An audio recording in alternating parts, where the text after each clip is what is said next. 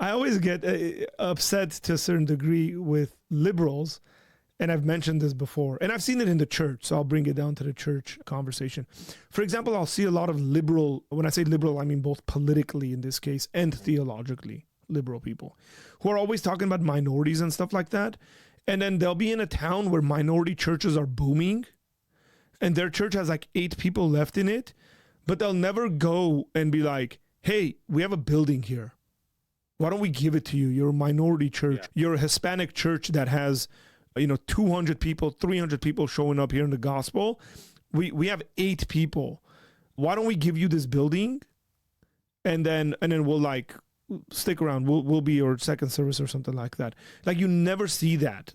And again, I'm talking specifically about liberal mainline denominations whose churches are dying. They're dead. They're not even dying. They're dead. They're waiting for their last members to die, basically. Now, that's an overgeneralization, but it's a true overgeneralization. Just look at the numbers across the United States.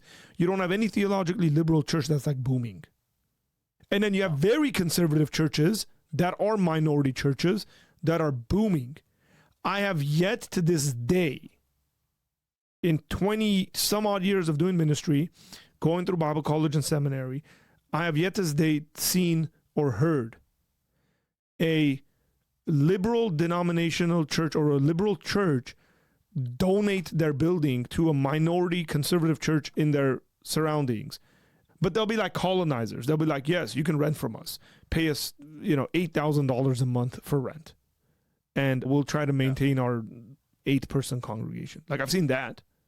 I've seen that a lot, as a matter of fact. And I've seen it amongst my friends who are Hispanic. I've seen that amongst my friends who are Koreans. I've seen that among my friends who are Armenian. I've seen it over and over again. I've experienced it.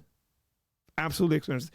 So I don't buy that kind of language, because most of the time it's complaint about other people. As long as it's taking other people's stuff and giving it to others, they're okay with that. If it's taking their own stuff and giving it to others, then it becomes problematic. That's a generalization.